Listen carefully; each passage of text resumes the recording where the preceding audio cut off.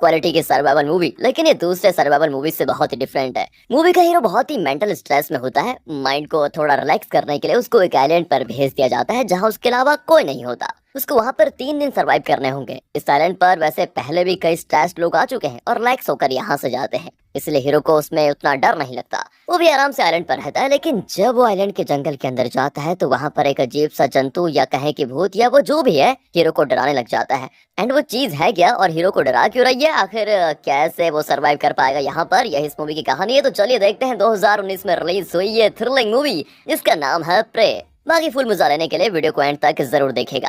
तो मूवी की शुरुआत में कुछ फोटोग्राफ्स को दिखाते हैं और ये बताया जाता है कि कई साल पहले एक आइलैंड पर एक प्रीस्ट और उसकी वाइफ मिशनरीज के तौर पर आए हुए थे। यानी वो इस आइलैंड में क्रिश्चियनिटी का प्रचार करने आए थे। उनकी एक छोटी बेटी भी थी। वहाँ के नेटिव्स को ना पहले इनकी बातें तो समझ में नहीं आती, लेकिन फिर धीरे धीरे जब इनकी बनती है तो वो इनकी बातें स्वीकार करने लगे थे। वक्त के जाते ही कपल वहाँ पर एक चर्च बनाने में भी सफल हो गए थे और सब कुछ बढ़िया चल रहा था। पर अचानक एक दिन नेटिव्स को लगता है कि ये लोग उनके धार्मिक विश्वासों को झुठलवाने की कोशिश कर रहे हैं, इसलिए वो उस कपल पर हमला करके चर्च को भी जला देते हैं। एक फोटो में दिखाते हैं कि उन लोगों ने कुछ डरावने मास्क पहन रखे थे। कट करके मूवी के हीरो टॉबी को दिखाते हैं जो दिन रात मोबाइल देखता रहता है। उसके पापा कार रिपेयर करने में उसकी मदद करना चाहते हैं, लेकिन वो इन्हें इग्नोर कर देता है। उसके पापा बेचारे अकेले ही कार को रिपेयर कर रहे होते हैं कि अचानक होता यह है, मास्क पहने हुए कुछ लोग उन्हें चाकू से मारकर कार को चुरा कर लेकर जाते हैं। टॉबी को पापा के चिल्लाने की आवाज भी नहीं आती क्योंकि वो एयरफोन पहनकर आराम से म्यूजिक सुन रहा था। लेकिन अब कार के जाने की आवाज तो उसको सुनाई देती है। वो तुरंत बाहर आकर देखता है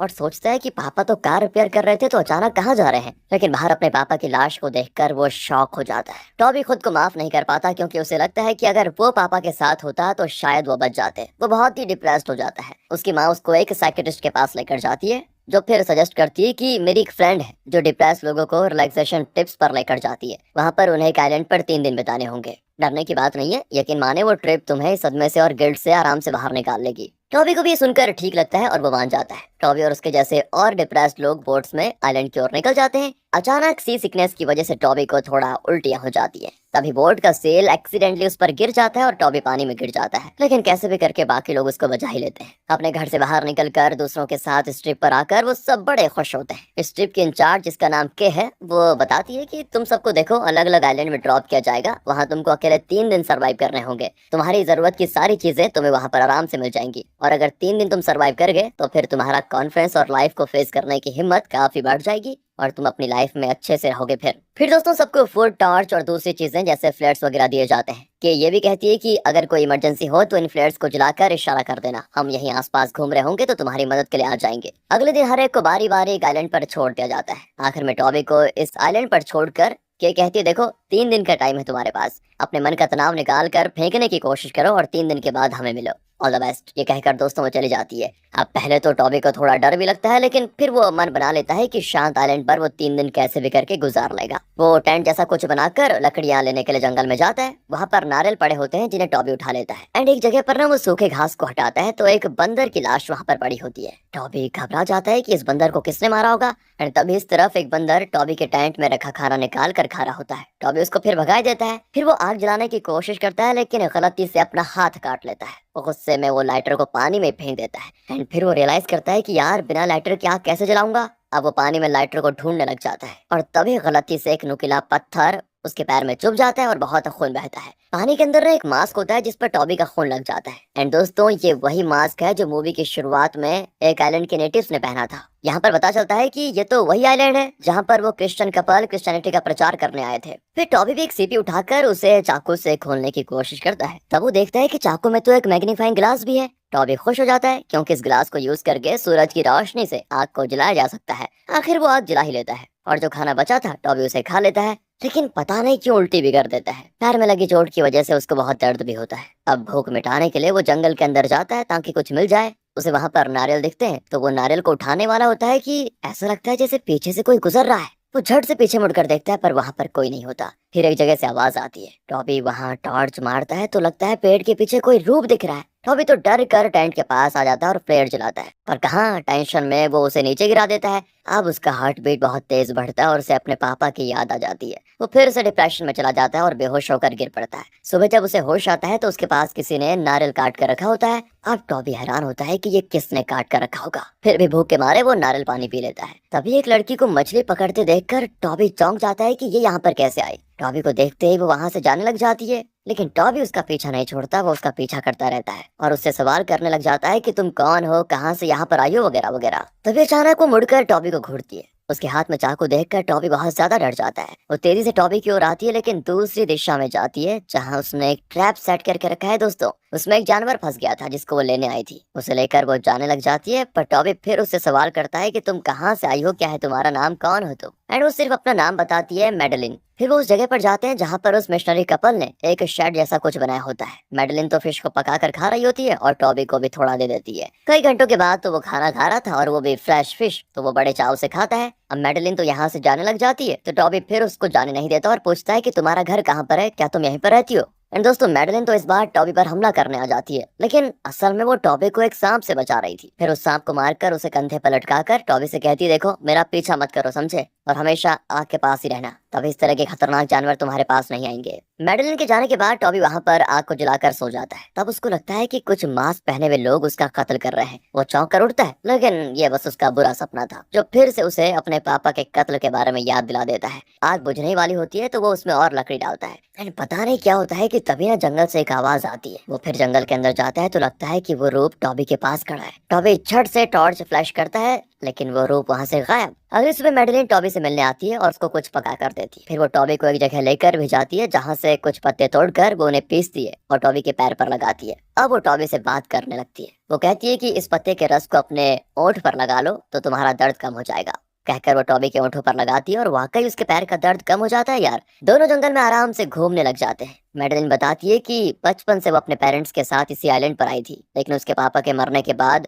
वो और उसकी माँ यहीं पर रहने लगी। अपने बारे में ये बातें शेयर करके वो टॉबी को मछली पकड़ना और वेपन्स बनाना सिखाती है, जिससे यहाँ पर शिकार किया जाए। टॉबी भी उसे इंटरनेट और दूसरी चीजों के बारे में बताता है। अब जब मेडलिन के जाने का वक्त आता है तो टॉबी कहता है, मैं तुम्हारे घर आना चाहता हूँ, आ सकता हूँ क्या? लेकिन मेडलिन मना कर देती है कि अगर मेरी माँ ने तुम्हें देख लिया तो तुम्हें जान से मार डालेंगी। जाओ, अब तुम जाओ, मैं कल तुमसे मिलने आऊंगी। टॉबी उसे बताता है कि कल मुझे यहाँ से ले जाने के लिए हमारे ट्रिप के इंचार्ज आ जाएंगी, फिर न जाने मैं तुमसे कभी मिल पाऊंगा या फिर नहीं। अब ये सुनकर मेडलिन थोड़ा नाराज हो जाती है कि मुझे ये बात तुमने पहले क्यों नहीं बताई। वो गुस्से में अपना हाथ छुड़ाकर एक बड़े पेड़ के अंदर भाग जाती है एंड उस रात के टॉबी के साइलेंट पर आती है, लेकिन टेंट के अंदर वो होता नहीं कि जंगल के अंदर उसे पुकारती हुई जाने लग जाती है। वहाँ पर अजीब व गरीब आवाजें सुनकर वो घबराई जाती है। अचानक किसी चीज को देखकर वो चौंक कर गिर पड़ती है। उसका टॉर्च भी दूसरी तरफ गिर पड़ता है। वो उसको ढूंढने जाती है तो पीछे से कोई उस पर टॉर्च मार देता है। अब के को तो लगता है कि शायद वो टॉबी है। वो चिल्लाती है कि अरे ये क्या खेल है तुम्हारा, जंगल से बाहर आ जाओ। लेकिन तभी कोई उस पर टॉर्च फेंक देता है कि अब उसको हटाने वाली होती है कि सामने दो नीली आंखें दिखती है। लगता है वो कोई जानवर है कि अब टॉर्च को उठाती है तो अचानक एक डरावना हाथ उसे टच करता है। के की तो सांस ही रुक जाती है और फिर अंधेरे में के की चीख सुनाई देती है। यहीं पर ये सीन होता है कट। अगली सुबह टॉबी मेडलिन का इंतजार करता है पर वो नहीं आती। वो उसे ढूंढते हुए पानी की ओर जाता है तो वहाँ पर उसको एक लाइफ बोट दिखती है जिसके पास एक बोट उलट कर पड़ी होती है। एंड टॉबी समझ जाता है कि ये के की बोट है। बोट के अंदर से एक औरत निकलती है जो बोट से कुछ चीजें निकाल कर लेकर जाती है। एंड उसके जाने के बाद टॉबी पानी के अंदर जाकर बोट में ढूंढता है कि उसकी जरूरत की कोई चीज मिल जाए। वहाँ ना दो फ्लैट्स होते हैं, लेकिन वो पानी में भीग चुके थे। अचानक उसकी नजर वहाँ पर पड़ी एक लाश पर पड़ती है एंड ये के की लाश है। दोस्तों, टॉबी की कुछ समझ में नहीं आता और वो डर के मारे बोट से दूर जाने की कोशिश करता है, लेकिन उसका शर्ट वो बोट में फंस जाता है और टॉबी सांस ही नहीं ले पाता। किसी तरह अपने शर्ट छुड़ाकर वो तट पर आ जाता है। अब टॉबी को लगता है डर कि कहीं मेडलिन की माँ ने के को मार तो नहीं डाला। वो जंगल के अंदर जाता है तो वहाँ पर के का टॉर्च पड़ा होता है जिस पर खरोंचे होती हैं। अब टॉबी उस बड़े पेड़ के अंदर जाता है जहाँ कल रात मेडलिन गई थी। उसके अंदर तो एक बहुत बड़ी गुफा होती है जहाँ पर चमगादड़ों की आवाजें आती है। एंड टॉबी के पीछे दोस्तों हमको वही रूप दिखता है, लेकिन टॉबी मुड़ता है तो वो वहाँ से गायब हो जाता है।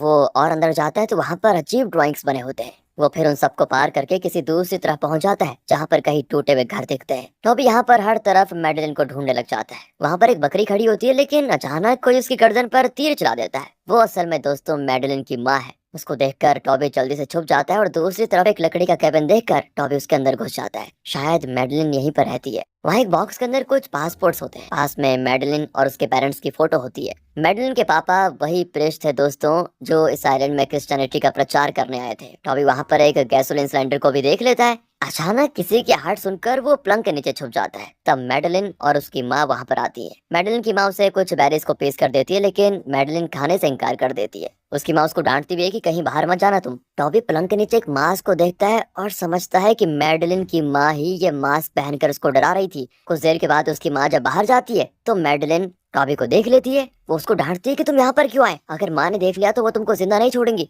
जाओ तुम बाहर जाओ यहाँ से, मैं तुम्हें कल मिलूंगी। टॉबी भी चला जाता है और मछली पकड़ कर खाता है। तभी कुछ दूर पर कोई लाइट से इशारा कर रहा होता है एंड अब टॉबी को लगता है कि कोई उसे रेस्क्यू करने आया होगा। वो भी अपनी तरफ से यहाँ आग जलाकर इशारा कर देता है। अब रात को टॉबी सोने की कोशिश करता है तो मैडेलिन आ जाती है। उसको देखकर तब टॉबी खुश होता है, लेकिन वो मैडेलिन को बताता है कि तुम्हारी माँ ने हमारे इंचार्ज के का कत्ल कर दिया है, पता है तुम्हें। अब मैं यहाँ पर सेफ नहीं हूँ, जल्द से जल्द मुझे यहाँ से कोई लेने जरूर आएगा। इस पर मैडेलिन उसकी गोद में सर रख लेती है और रोते हुए कहती है कि जब मैं छोटी थी तो अपनी माँ पापा के साथ यहाँ पर आई। पापा यहाँ पर क्रिश्चियनिटी का प्रचार कर रहे थे और मैं यहाँ के नेटिव्स के बच्चों के साथ बड़े मजे से खेलती थी। लेकिन अचानक एक दिन न जाने क्या हुआ, मैंने खुद को एक कोने में बैठे हुए पाया और मेरे ऊपर खून लगा हुआ था। तब माँ वहाँ पर आई तो वो खून से लथपथ मेरे सामने खड़ी थी। लगता है उन्होंने पापा का और दूसरे नेटिव्स का खात्मा कर दिया था। मैं बहुत डरी भी थी। आज भी मैं डर डर के अपनी माँ के साथ रह रही हूँ। टॉबी उसको कहता है कि देखो तुम घबराओ मत, कल जब मेरे लिए कोई बोट लेकर आएगा तो तुम भी मेरे साथ चली आना।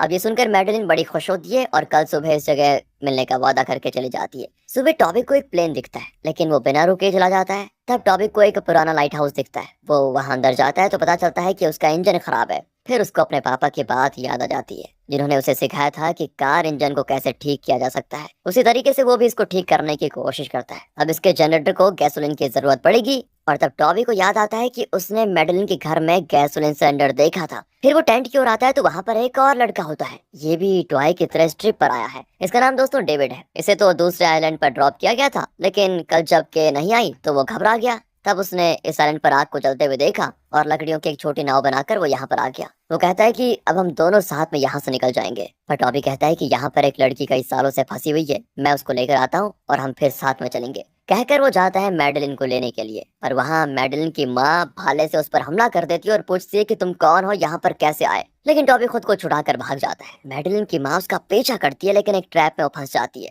एक नुकीली लकड़ी उसके सर पर लगती है और वो बुरी तरह घायल हो जाती है। तब टॉबी कहता है कि तुमने यहाँ के नेटिव्स को मार डाला और अपने पति को भी मार डाला, अब मरो यहीं पर। तभी मैडेलिन की माँ एक खतरनाक सच रिवील करती है कि बेटा मैंने किसी को नहीं मारा, वो सारे कत्ल मेरी बेटी ने किए थे। और ये सुनकर टॉबी हो जाता है सुन। यहाँ फ्लैशबैक में दिखाते हैं कि मैडेलिन के पेरेंट्स यहाँ पर क्रिश्चियनिटी का प्रचार करने आए थे, लेकिन इन्होंने जो चर्च बनाया था वहाँ इस आइलैंड के नेटिव्स शैतान की पूजा करने लगे और भेड़ बकरियां और दूसरे जानवरों की बलि चढ़ाने लग गए। पूजा के बीच जब मैडेलिन की फैमिली वहाँ आई तो नेटिव्स ने कहा कि आप यहाँ से चले जाइए, लेकिन मैडेलिन के पापा जो कि एक प्रीस्ट थे, उन्हें इनकी पूजा से इंकार था और वो कहने लगे कि इस चर्च में भगवान की पूजा होनी चाहिए, शैतान की नहीं। इनकी बहस के बीच मैडेलिन अंदर चले जाती है और तब शैतानी शक्ति उसके अंदर घुस जाती है और उसी दिन से मैडेलिन खतरनाक शैतान बन गई। उसी ने चर्च को जलाया, उसी ने नेटिव्स को भी मार डाला, पर उसने अपनी माँ को नहीं मारा। इतने साल तक उसकी माँ ने मैडेलिन को इस आइलैंड से कहीं बाहर नहीं जाने दिया ताकि बाहर की दुनिया इस शैतानी शक्ति से बची रहे। इतना सब कुछ बताकर वो टॉबी को कुछ बैरीज देती है और कहती है कि इसे पीस कर उसको दोगे तो वो थोड़ा शांत रहेगी। और हाँ, उसे रोशनी से सख्त नफरत है, इसलिए तुम रोशनी या आग के पास ही रहना और उससे बचकर इस आइलैंड को छोड़कर चले जाना। कहकर वो दम तोड़ देती है। अब लगता है टॉबी को डर, उसकी हालत खराब कि इतने दिन वो एक शैतान के साथ रहा। यहाँ डेविड को कोई आवाज आती है। वो उसी दिशा में जाता है तो एक कंकाल वहाँ पड़ा होता है। इतने में दूसरी तरफ से वो शैतान यानी मैडेलिन उस पर हमला करके मार डालती है उसे। एंड जब टॉबी लौटता है तो डेविड का खून देखकर वो समझ आता है कि पक्का मैडेलिन ने इसको मारा होगा। वो बहुत दुखी होता है। तभी मैडेलिन वहाँ पर आ जाती है। अब टॉबी को देखकर वो जरा शांत हो जाती है और रोशनी की वजह से उसका शैतानी रूप गायब हो जाता है और वो एकदम नॉर्मल लड़की दिखती है। फिर वो अपनी माँ की लाश को उठा लेती है और पूछती है कि ये किसने किया। टॉबी कहता है कि मैंने किया ताकि वो तुम्हें मेरे साथ आने से रोक ना पाए। अब ये सुनकर मैडेलिन बड़ी खुश होती है और टॉबी को किस करने लग जाती है। इसी बीच मैडेलिन की माँ ने टॉबी को जो बैरीज दिए थे वो गिर जाते हैं। मैडेलिन उसको देख लेती है और दोबारा शैतान बनकर टॉबी को खत्म करने की कोशिश करती है, लेकिन तब तक टॉबी मैडेलिन पर हमला कर देता है। फिर उन बेरीज को पीस कर उसके मुंह पे लगा देता है और वहां से लाइट हाउस की ओर बढ़ता है। वो पहले से गैसोलीन कैन को लेकर आ गया था जिसकी मदद से वो आग जलाता है। फिर वो लाइट हाउस का इंजन ठीक करके उसमें गैसोलीन डालता है तो इंजन हो जाता है ऑन। अब हर तरफ लाइट फ्लैश होने लग जाती है। टॉबी नीचे उतरता है लेकिन सीढ़ी टूट जाती है और टॉबी गिर जाता है। गैसोलीन भी गिर जाता है एंड तब टॉबी देखता है कि इस जगह पर बेरीज उगते हैं। इतने में मैडेलिन उस पर हमला कर देती है। टॉबी भी बेरीज तोड़कर उस पर डालने की कोशिश करता है लेकिन मैडेलिन उन बेरीज का जूस टॉबी की आंखों में डाल देती है और टॉबी फिर देख नहीं पाता। अब लाइट हाउस का लाइट उस जगह पर आता रहता है तो मैडेलिन कुछ देर के लिए वहां से दूर हो जाती है। मौका पाकर टॉबी अपना मुंह और आंखें धोने लग जाता है। फिर वहां पर पड़ा एक ग्लास पीस उठा लेता है और जब लाइट दूसरी तरफ जाती है ना तो अंधेरे में मैडेलिन उस पर हमला करने लग जाती है। लेकिन इस बार टॉबी ग्लास पीस से उस पर हमला करके दरवाजे के पास आ जाता है। तभी एक छोटी बच्ची की आवाज आती है। टॉबी देखता है कि वहां पर एक छोटी लड़की बैठी है जो कि बचपन की मैडेलिन है। लेकिन टॉबी उसके पास जाता है तो वहां शैतान बनकर टॉबी का गला दबाने लग जाती है वो। तभी दूर एक बोर्ड की आवाज आती है। अब वो शैतान टॉबी के ऊपर बैठकर उसके अंदर घुसने की कोशिश करता है। टॉबी ग्लास पीस से बोर्ड का लाइट मैडेलिन के मुंह पर रिफ्लेक्ट कर देता है जिस वजह से मैडेलिन नॉर्मल हो जाती है। अब मौका पाकर टॉबी वहां से बाहर भागता है और उस जगह के चारों तरफ आग लगा देता है। मैडेलिन मदद के लिए चिल्लाती है लेकिन टॉबी जानता है कि अगर वो मैडेलिन को बचाएगा तो वो वापस शैतान बनकर उसको मार डालेगी। इसलिए वो दरवाजा बंद करके तेजी से पानी में कूद पड़ता है और उस बोर्ड की ओर स्विम करने लग जाता है। लेकिन तभी पास ही में वो देखता है कि मैडेलिन शैतान के रूप में खड़ी है एंड कट करके दिखाते हैं कि वो बोर्ड किसी को रेस्क्यू करके लेकर जा रहा है। असल में उन लोगों ने मैडेलिन को रेस्क्यू किया था ना कि टॉबी को। मतलब टॉबी या तो आइलैंड में होगा या मैडेलिन ने उसको खत्म कर दिया होगा। अब दोस्तों मैडेलिन जा रही है शहर, न जाने वहां पर वो क्या विनाश करेगी। इसी के साथ ये मूवी यहाँ पर खत्म होती है।